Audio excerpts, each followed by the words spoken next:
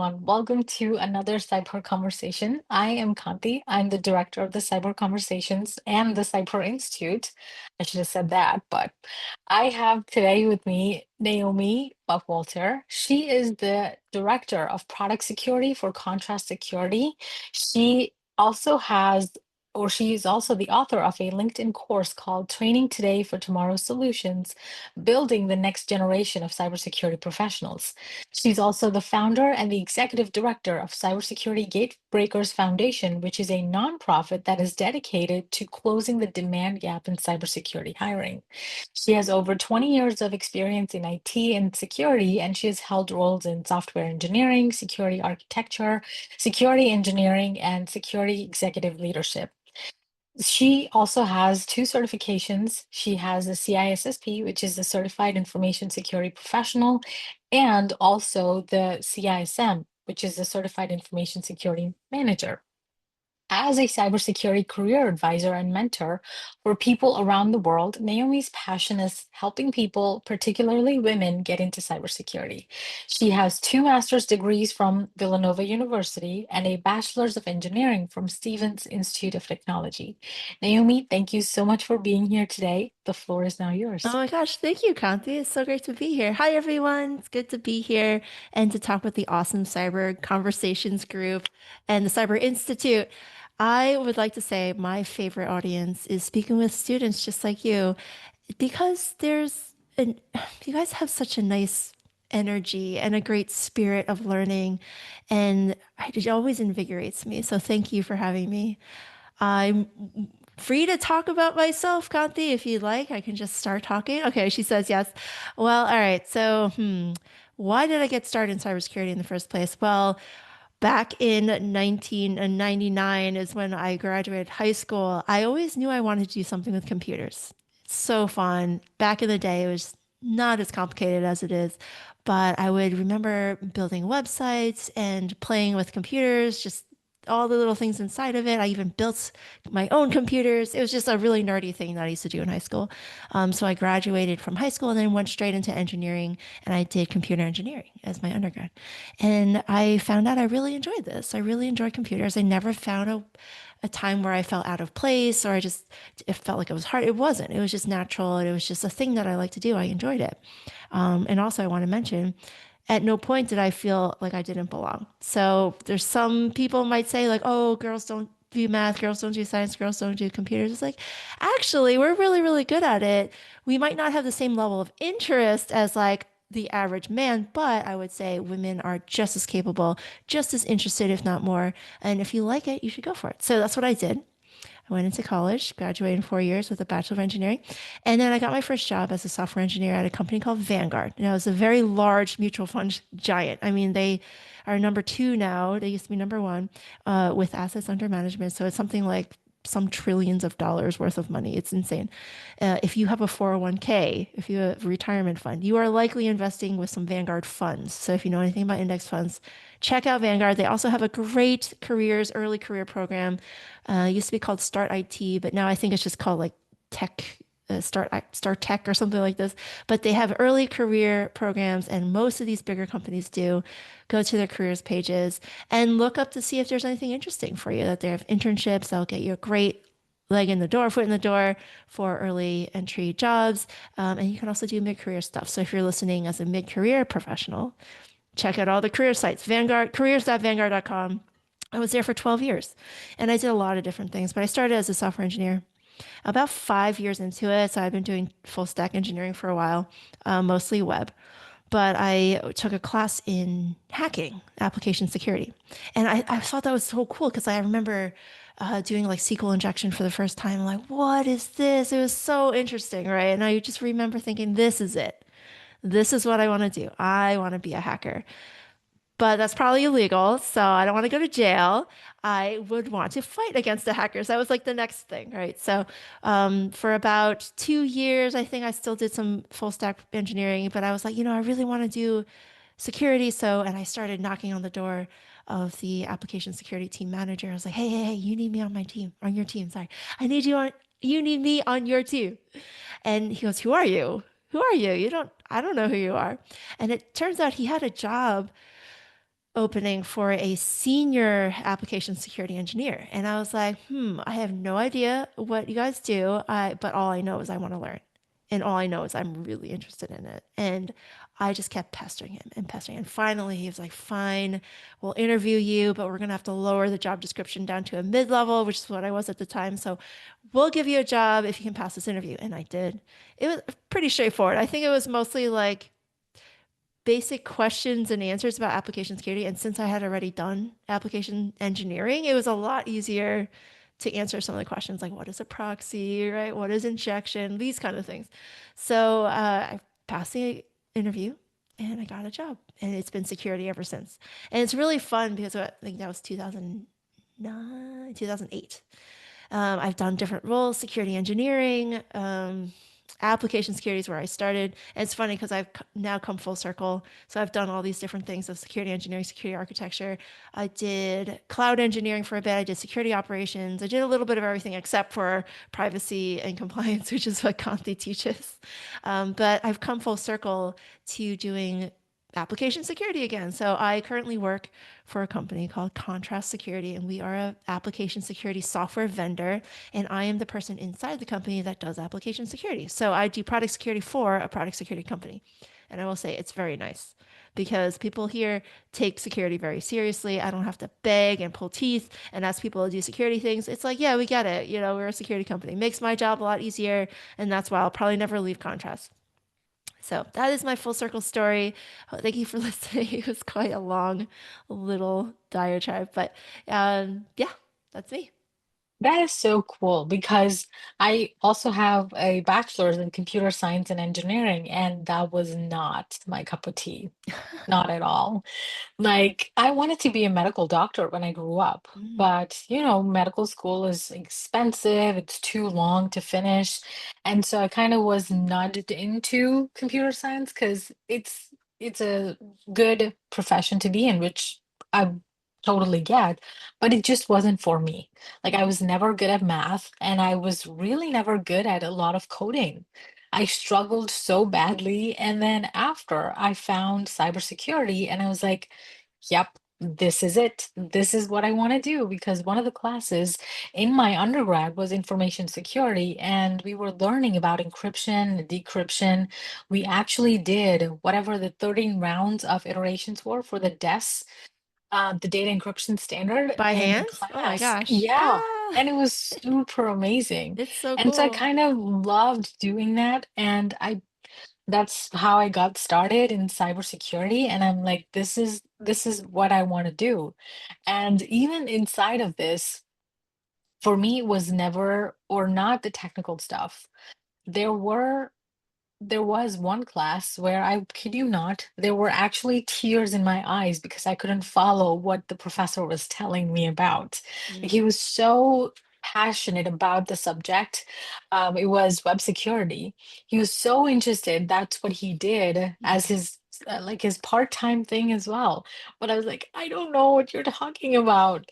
And so after I finished that course, I was like, yep, not the technical side, but more of the compliance, more the management side. And I feel like I found my place, found my groove. So it just goes to show, right? There's no one thing or no one straight path into cybersecurity. There are so many things you can do in it. And it just blows my mind that there are a lot of people who still believe cyber is only what they see on the TVs, right? In the movies, you see all these like hackers and people like, the hackers, they get mhm. into this very secure federal database in like a second and they say, yep, I'm in. Like, how does that even happen? It doesn't, Because but it there's makes great movies. it does make great movies. And I think a lot of people believe that because, why would you put it in a movie if it's not at least partially true? So, with that said, I do have a nice list of questions for you. You had talked about your interest, you talked about your careers. You've held so many different roles, right? At Contrast, you have a LinkedIn course on LinkedIn Learning. How did they build one on one another? Like, how did the roles build on top of each other? Hmm. You know what? Sometimes I wake up and I think like that's a weird life that I'm living right now, you know? Lots of luck, I think. There was a time in my life where I was kind of just stuck in my career and I didn't really have a network. I didn't have any even I want to say any skills that were transferable to like the next level. So I'm talking about public speaking, gravitas, holding a room, having the confidence to just say, this is the way you're going to do it. I Mhm. never had that until I started practicing it. I read books about it. I watched other people do it. I copied them. I watched TED Talks and I just practiced and I got better at something as simple as public speaking. And even though I'm my night show right now, but I do a lot of public speaking. And I think that is exactly at the point where I realized, hey, there's something I can offer to the world, which is just opinions and my understanding of how cybersecurity works. And so I started saying the things that I think needed to be said about things that are broken in cybersecurity, like cybersecurity hiring for entry level jobs is very broken. I think the things Yes. that we ask for from our entry level candidates is ridiculous. I think they can It's just too much. it's way too much, right? So my course on LinkedIn just talks about here, hey, if you want to hire the next generation, here's how you do it. Here's what you look for. Here's the questions that you ask in an interview. If you want to do a take-home project, here's an example. Here's a rubric Yeah. that you can to grade against, and here's how you find awesome people and retain them. Here's how you give them challenging projects, and here are the things that they can do. And no, they don't need experience doing all the hacking things. There's certain things they can do simply with the skills that they have coming out of school. And that's what my not nonprofit foundation does. That's what the LinkedIn course does. And that's what I generally try to do when I have conversations at things like cybersecurity conferences or one-on-one meetings with other executives or the CISO groups that I'm part of. And when we have these conversations and start telling people it's okay to hire people with no experience and they start believing like, oh yeah, I've seen other people do this successfully too. I can do it too, and it takes away the veil of it. So when I started doing that more and I started talking about the issues that I see, and not just for cybersecurity hiring, but like women in cybersecurity, some of the issues that we do still experience, and here's how to overcome these. At least as a woman, you can't really change other people other than like your reaction to them. So a lot of that is what I was saying. Is like, yeah, as a woman, right, we're gonna start seeing a lot. Sometimes other people have those biases and things that are like assumptions that are wrong. And here's how you deal with it, right? Like you're not going to change their assumptions, but by being awesome at what you do, they're just going to have to accept you. And so that's essentially what I've been doing. And that kind of snowballed into more and more public speaking engagements. It ended up with a LinkedIn course. I do talks for other large nonprofits. You've probably heard of them too. And it's been a really wild ride, I would say. And now I'm here. That's so cool. Because what you said about entry level jobs, the descriptions, sometimes you see them and they're just ridiculous. They're They're ridiculous. asking for like 5 years of experience on a tool that was, or on some new skill that's not even been out there for 5 years. How is somebody supposed to have a 5 year experience on something like that? Or when you think about a lot of entry level jobs, you envision college students who've just graduated going into those jobs. In college, they don't really get that much of practical experience working on different tools, different software. So that I think your course is fantastic. Oh, it's for the hiring managers too. Yeah, for sure. Thank you. And I will say, Yeah. if you're listening to this, I consider a college education experience anyway. So if you can come into an interview and have that confidence to show what you know, show them your GitHub, show them the articles you've written, show them the blogs that you've contributed to, or the white papers you contributed to. All these are projects that you can do with just a college education and things that I've had mentees in the past. They've successfully landed jobs as an entry level candidate because they have a presence either giving back to the community, so they're Mhm. contributing to open source, or they're making their own projects and they're open sourcing it, or they're helping with white papers. And these people don't have any full-time experience. You can absolutely do this stuff. And now with AI, you can actually ask AI to help you generate ideas and like seed Yeah. projects and things like that. Like the only thing that's really stopping you from even I don't want to put the blame on the victim, but like if you find yourself not landing any interviews, it's your resume. You don't have enough on your resume. So build up your resume. You can put links to your open source projects or your articles or your talks that you've done. and the things that you volunteered for, all these can add up on your resume and it looks amazing compared to Yeah. the people who don't do that, which would maybe just have their college degree and then maybe a couple like school projects. Like that's not going to cut it. You want to stand out. Yeah, and that's the other thing too. I was just thinking about it because a lot of people, when you think of a resume, they have this set standard or the template. They don't know what else they can include in that. And I think when you're applying for jobs in cybersecurity or in tech fields, your resume should be more fluid. It should be able to include more detail than what other jobs would traditionally require that you put in there. Yeah. Just Just something even I put links in things. Yeah, Links or even always QR works. codes. Or People Q. love QR codes. Exactly. I like if you have a link to your talk or to your Yeah. article or to your project, like I will absolutely click on that. And well, obviously, I'm not going to click on just anything, but I'll make sure the link is safe first. But then I'll Yes. go and I'll see what you've done. And as long as you didn't cheat on it, which I've had people do too, they've had people pay for their projects. I'm like, no, no, no, that's not the whole point. I might pull you up for an interview, and then I'll ask you, tell me about what went into this. What kind of work did Yeah. you do to research this article, or tell me about your process to create this project and walk me through some of the code that you wrote. And if they can do it, it's awesome. That's exactly what we're trying to hire for. We're trying to hire critical thinkers, people who Yes. are hungry for this stuff. I think the Simon Sinek says it really well. It's like humble, hungry, and smart. Those are the three things we look for. It's like if you're smart, I mean, most of you guys in technology are very, very smart. Humble, staying hungry, and those are the two soft skill qualities that honestly women have abundance of. Like we are very, Yes. very, very good at that. And We are. and I think and it's another reason why I want more women in cybersecurity is because we simply are better in a lot of ways in terms of soft skills and management of emotions and like just getting things done. We can balance a lot of things, different things, and we need that diversity of thought. And so like the women that in my life in cybersecurity are all highly qualified, all very, very intelligent, and we need more of us, quite honestly. We do. We do. So you advocate a lot for entry level role and mentorship in cybersecurity. So how did mentors or early opportunities that you've had shape your career? And how can students find allies who will cheer them on? Like, what are some things they can do? How can they find allies? How can they find mentors? Mhm.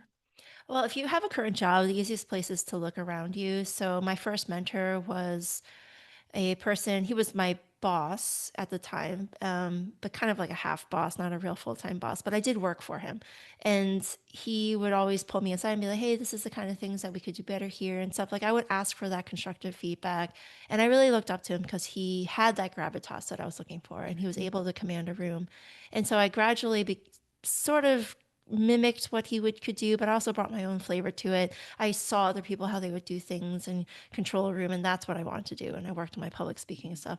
Eventually, I got into roles that required more management skills, so I ended up getting a mentor from a CISO group, and CISO stands for Chief Information Security Officer, if you guys don't know, but a bunch of different CISOs from different companies. He was one of the leaders of that CISO group. So I asked him to be my mentor, and we met every month and we talked about things that were happening in my job as a security leader and here's how he would do things differently and blah blah blah. So we would have this back and forth, and along the way I've had different mentors on different topics.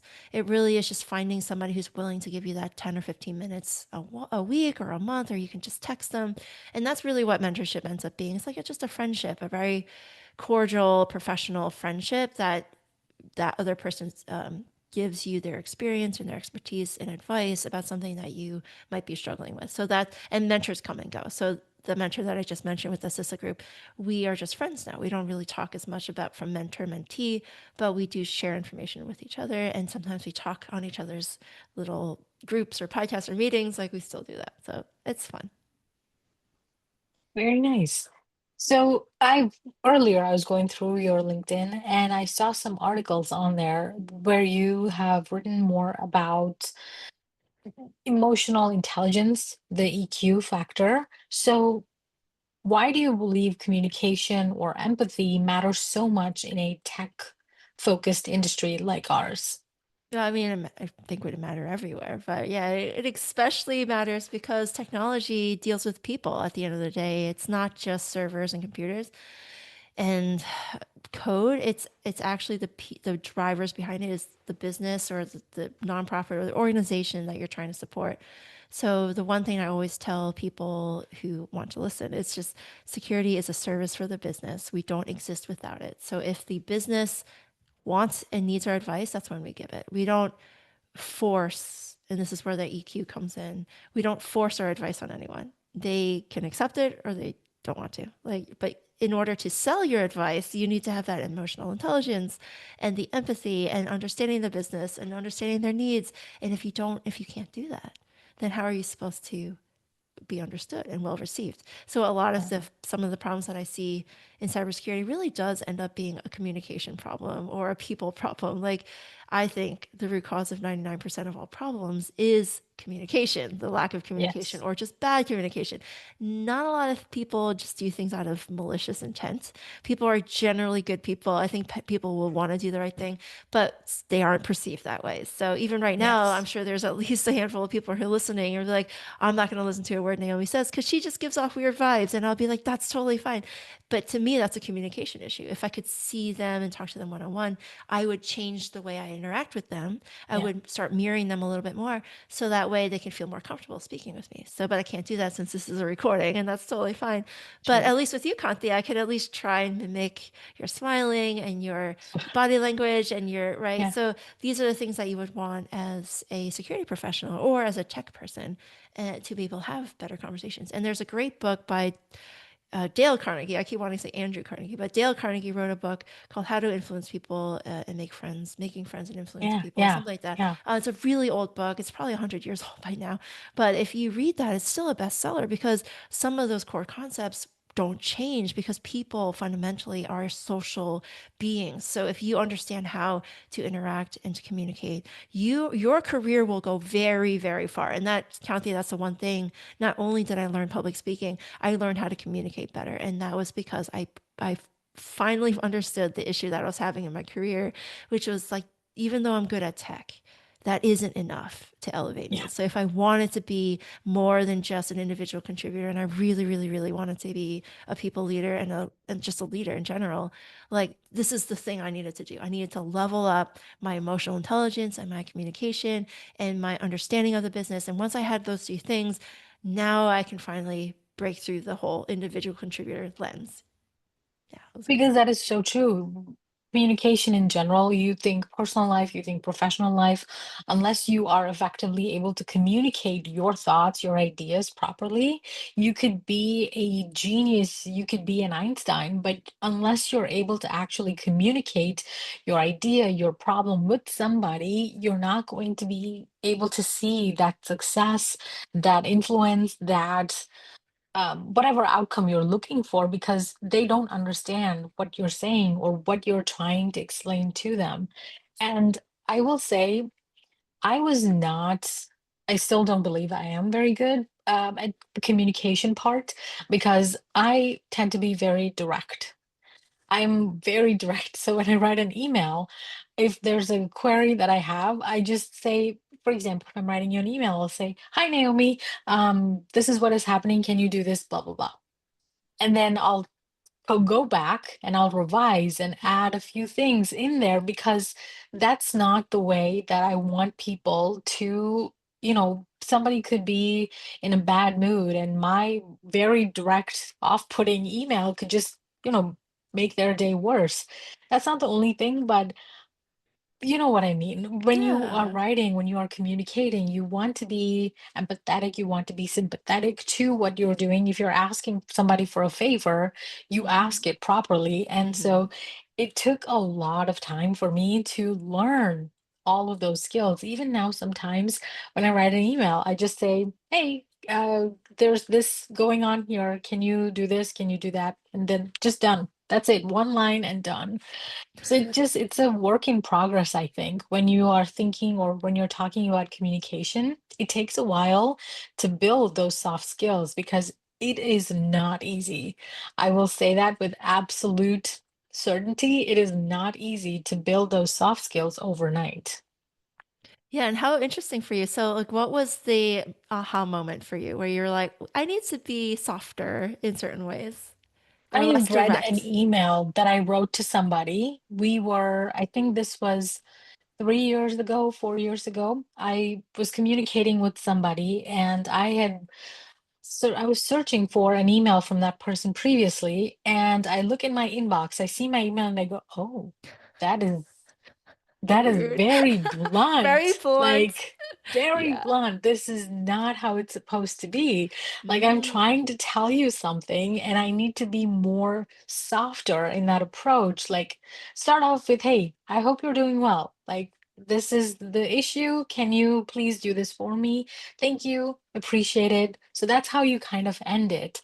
And so that was the aha moment for me. Like that is so blunt. I know, and I'm the same way. And it's so funny because I would even guess like Kanthi, you probably think that women and men have a different bar to hit. Like women really do have to have the more softer intro and Yes. outro versus men Yes. can, and it's so frustrating. Those are the exact It things it where I'm it like, really it's is so that kind of a frustrating. double standard But is just it's real. And once you recognize that and have that self-awareness of like, all right, how do people perceive me? yeah, And once you build relationships, it's a lot easier to be blunt, but you can't just come out of the gate with that. 100% Kanti. That's exactly where I was. exactly. It Yeah. just I found some yeah. old emails. I'm like, what was I thinking? This is Yeah. not good. Or even sometimes when I write text messages to friends and I look back on our thread and I'm looking at it and I go, "It's a wonder that they understood what I was trying to tell them." Why are we I still know friends? they're Yeah. exactly. I mean, I'm so glad that they're my friends Mhm. because they didn't like, leave me out there when I said whatever I said, but like I'm so glad you guys were able to understand what I was trying to tell you. Yeah, in the most kind-hearted way possible. So it's Exactly. so funny because so like recently I've found out I'm actually neurodivergent, like quite neurodivergent actually. And I didn't know this. So like the entire time of my growing up, I'm like, why am I so misunderstood? Why do people Yeah. think that I'm like blunt and stuff where I'm just trying to get my information across? Well, it turns out people really do need that whole like wrapping of the bubble and like talking Yeah. about the weather and like these things where you're just like, oh, okay, I didn't know that. So once I learned that, then it became a lot easier. It's like now I know how to talk to you as a person versus like you are just a black box that I need to deposit information to. Like that does not work. Absolutely not. No, it's not. But I mean, when you're doing the communication on my end or in my head, I'm like, I'm trying to be effective. Like, Hmm. I don't want to waste a lot of your time. So I'm just going to get to the point directly, but that doesn't Exactly. come It off does not come off well. as that way. And so now I'm like, okay, we're Okay, doing got it it. this Yeah. way. We're going to revise it. We're going to be Hmm. softer. Hmm. And so it kind of went from there. That's funny. That's awesome. We probably had the same self-awareness, like aha moment. We're like, oh, actually, yeah, the reason Yeah. why no one likes you is because you just like, act like a machine all the time.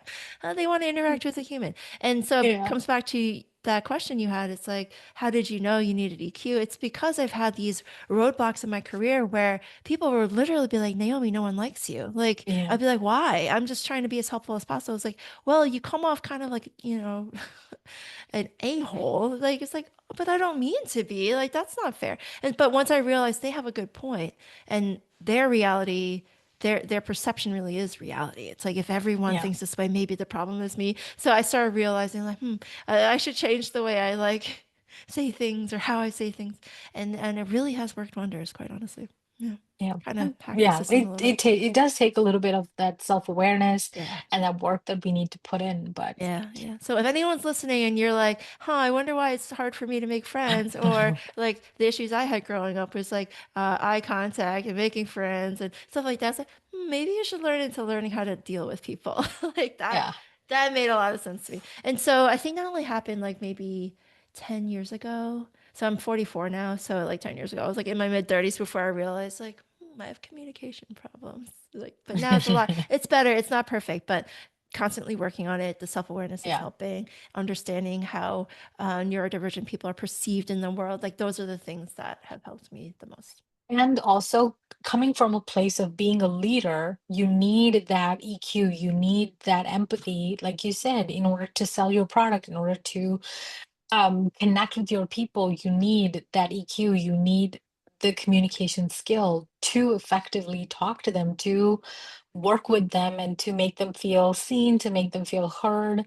So I think that's something that everybody should focus on, regardless of what career you're in. Soft skills are always going to be important. Yep, perfect. Well said. With that said, I have a few questions that are centered around high school and middle school students. All right. So, what are some real world cybersecurity topics that students can explore right now? Think from like a middle school, high school perspective. Hmm. Ooh, that's a really good one. Real life topics. Oh gosh. Okay.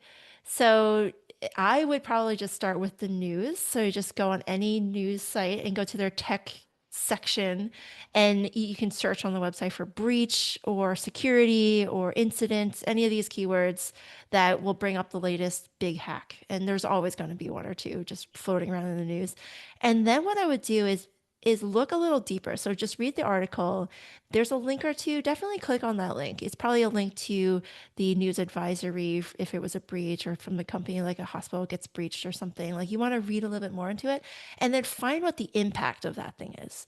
So don't just take the news article for what it is, which will summarize everything that's going on with the breach and everything else. You want to find out the root cause of the thing. So try to find out the root cause of that breach and really understand what happens from a technical standpoint if you're interested in that.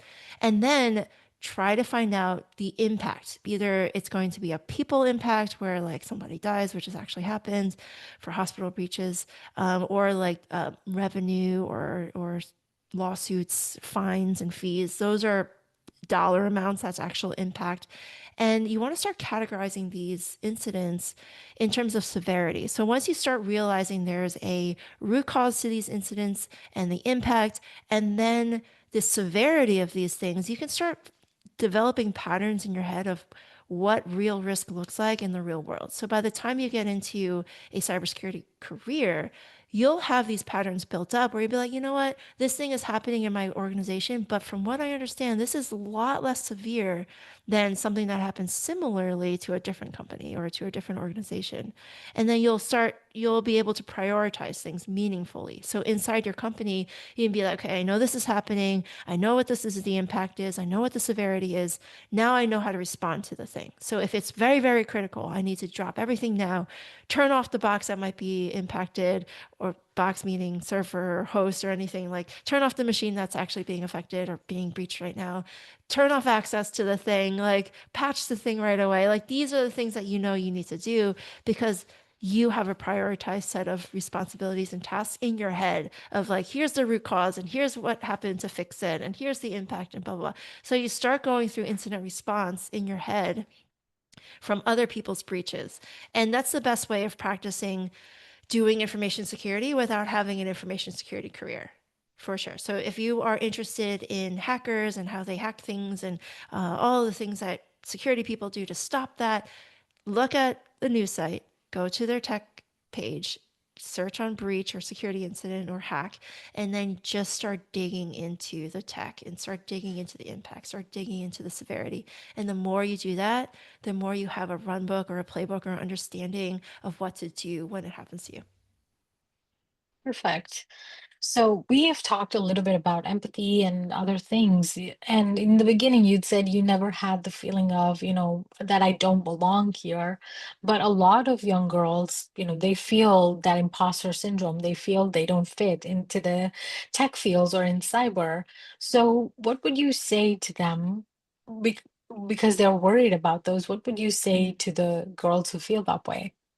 Well, ladies, we are awesome. We are strong. And even though you might feel this way now, it's very temporary. I will share with you, though, some statistics out there. I think 80% of all high school valedictorians in the USA are female. So we Wow. are amazing. And we far outnumber by, was it 3 to 2 or 2 to 1, the number of women versus men in college or who have graduated from college recently. So within the past like couple of decades, women are outstripping men in terms of accomplishments in education, accomplishments in extracurriculars. Just like, we're awesome. We all know this.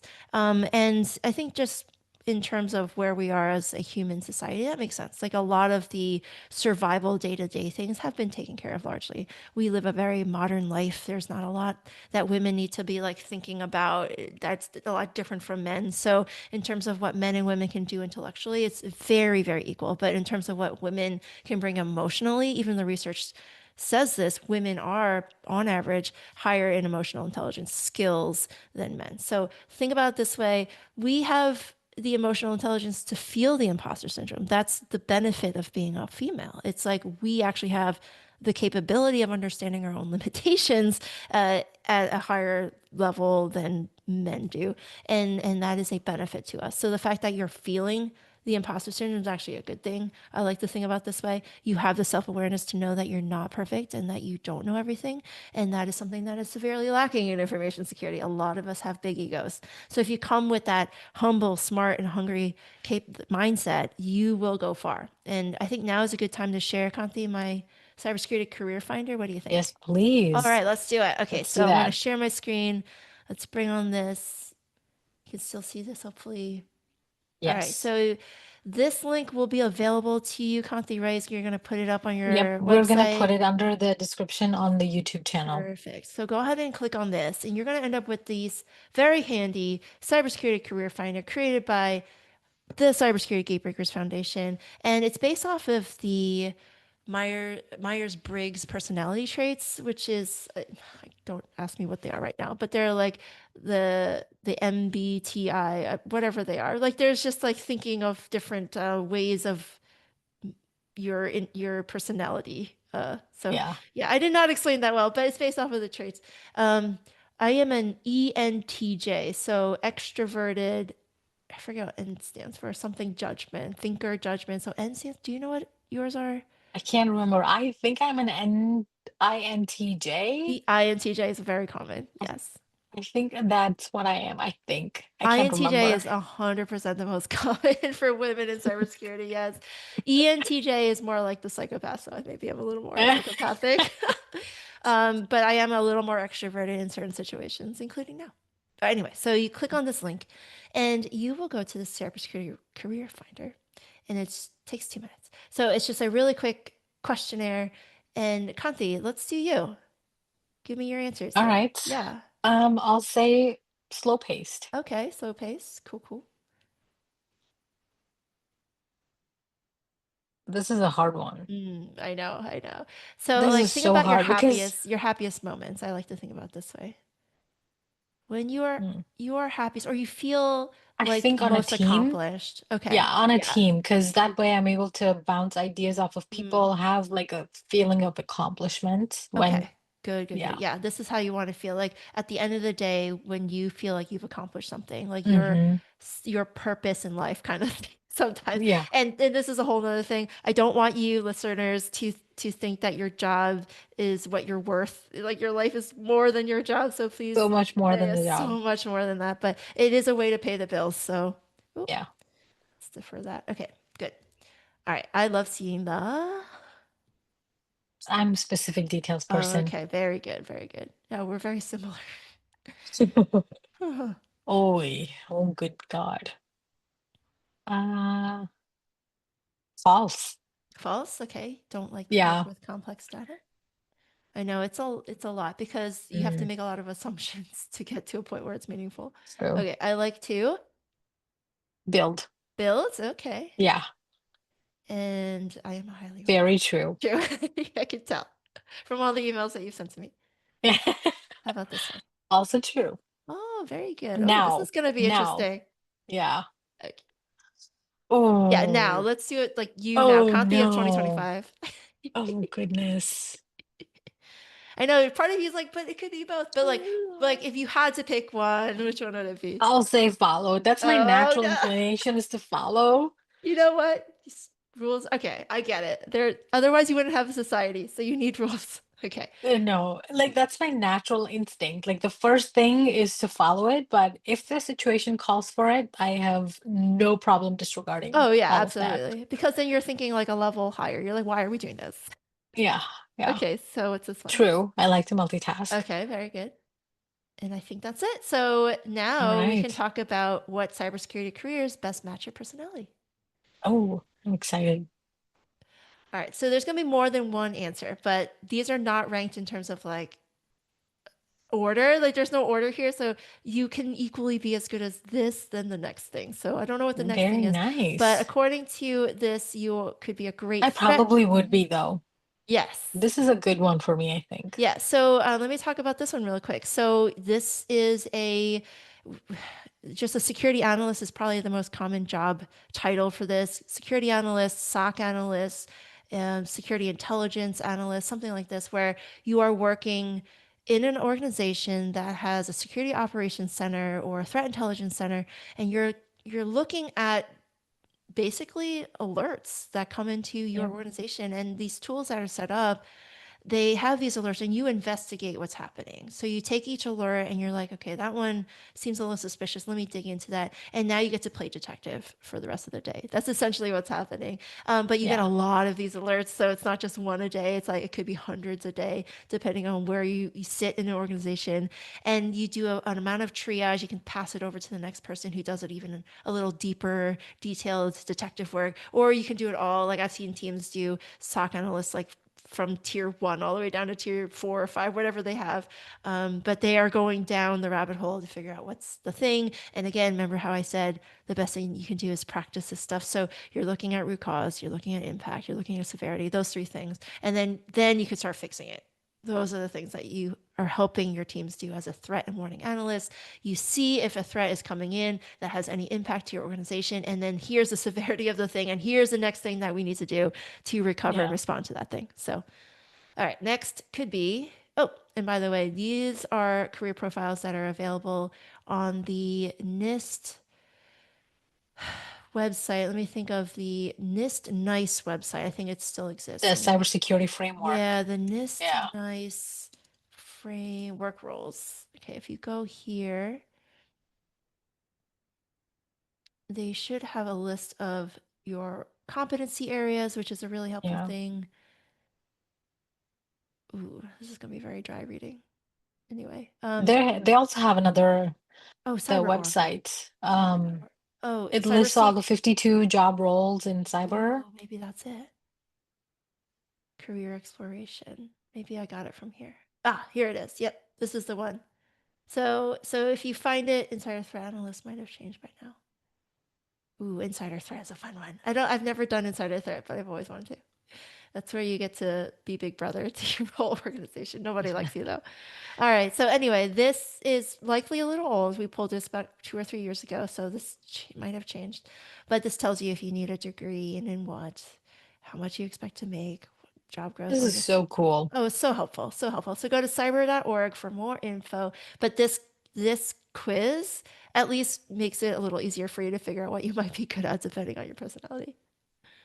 Very All cool. right. So the next thing you might be good at, Kanti, is you might be Oh yeah. good at information I would assurance, be which is, great I at think, what this. you currently do, actually. Hmm. You do Yeah. compliance and privacy stuff. So yeah. Yeah.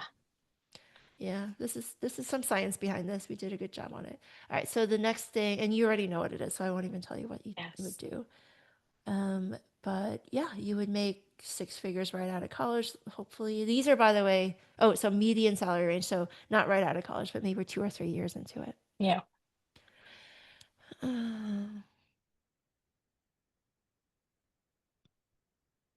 Okay, so here's some job responsibilities of an intern. Here's what you can expect. I don't know what happened here. Why is it different looking than the other ones? Information security assurance. Oh, their filters aren't the best, but you can go to cyber.org to learn more. All right, and then probably the next thing, I think there might be another one after this. Cyber Not sure about this. operator. This one is a little, yeah, this one might be a little iffy. It's because you are good at working with teams, amongst Yeah. teams, I would Yeah. think.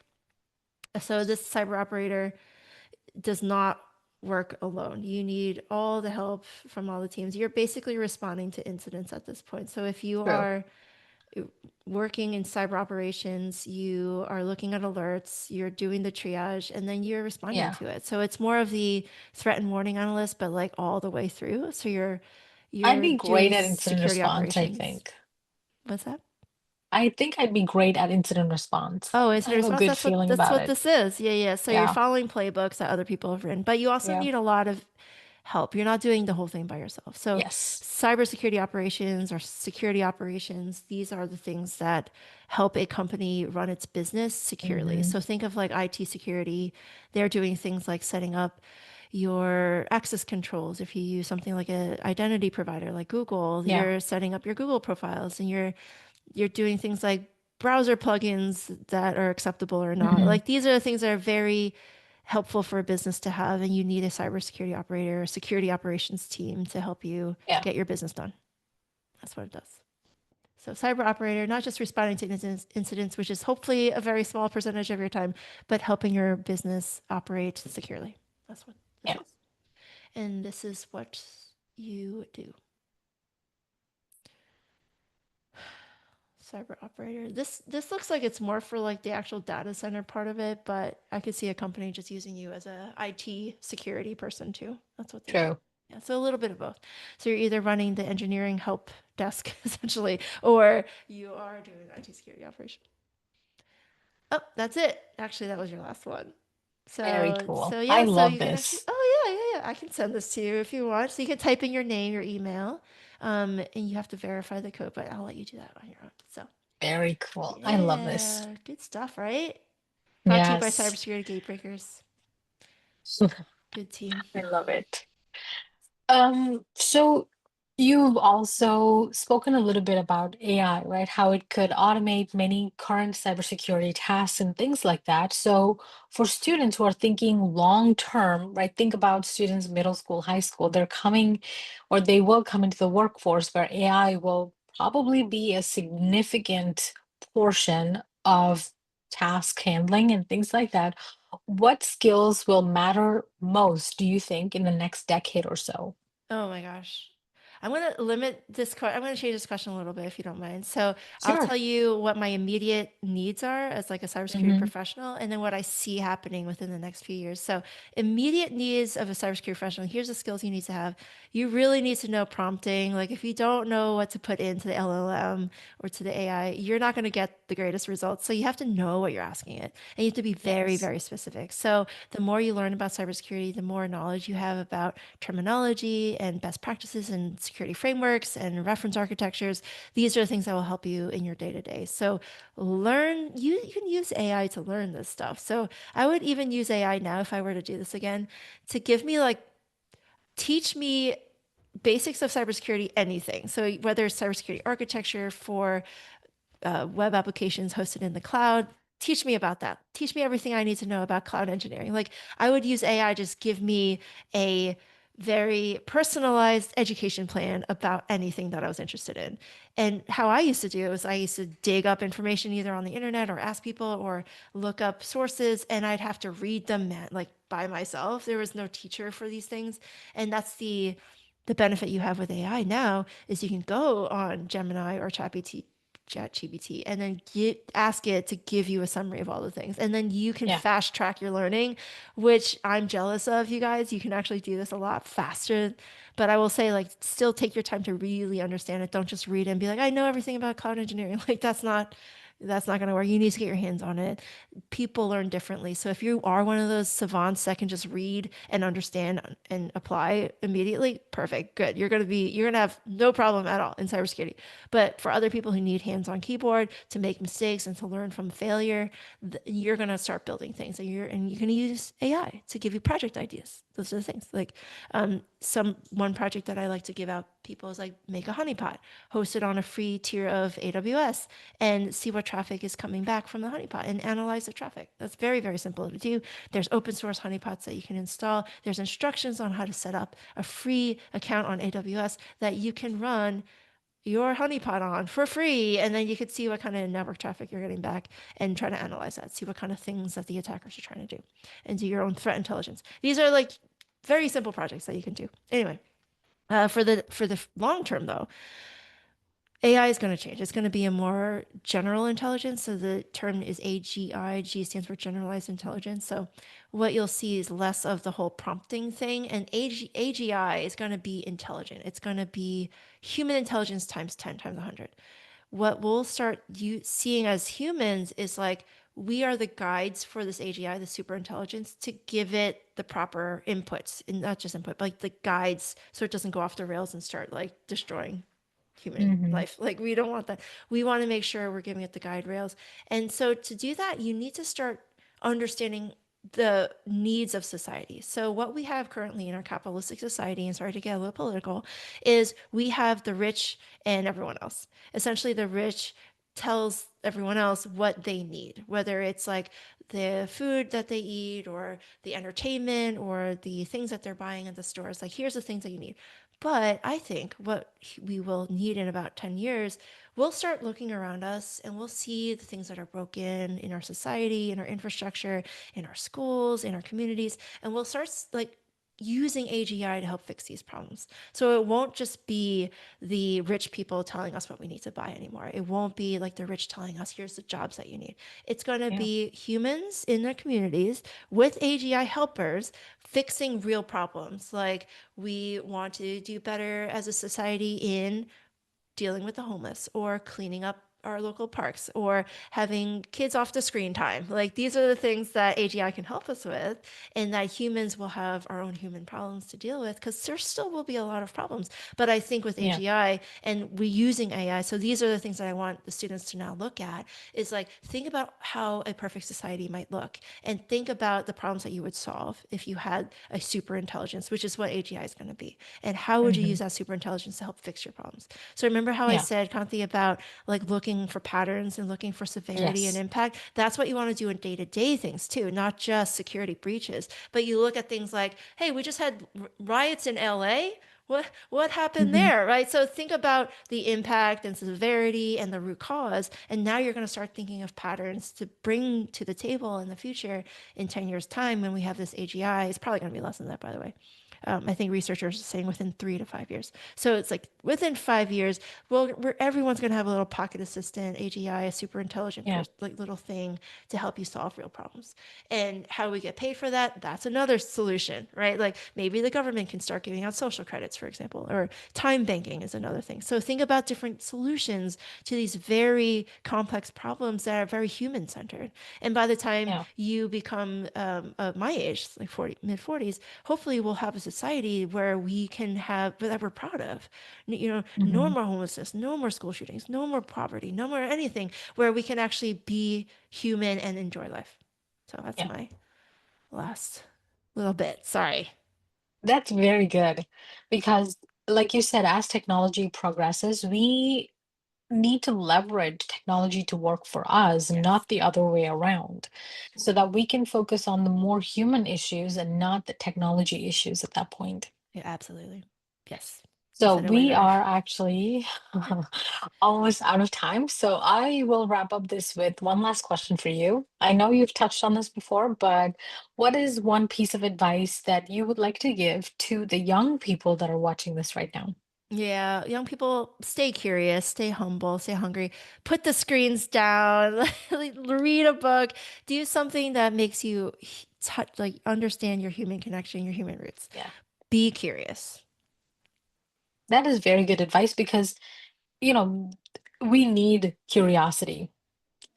Unless Yes. you are curious about things, unless people are curious about how something work, what a new solution will be, we will have been stagnant. Yeah, Civilization we're gonna doesn't turn move into forward without Wally. curiosity. Exactly. We're gonna turn into the Wally society. We're just Yeah, kind of sit there. exactly, Yeah. Don't Let's not exactly. do that. Let's be curious. Yeah. Yeah, that is great advice. So, Naomi, once again, I want to thank you so much for being here today on Cyber Conversations. We really appreciate that you've taken time out of your day to be here with us. Thank you, Kanti. It was great. For our audiences that are watching this right now, please subscribe to our YouTube channel and follow us on social media. We have Instagram and Facebook. And as always, stay curious, stay bold, and stay secure.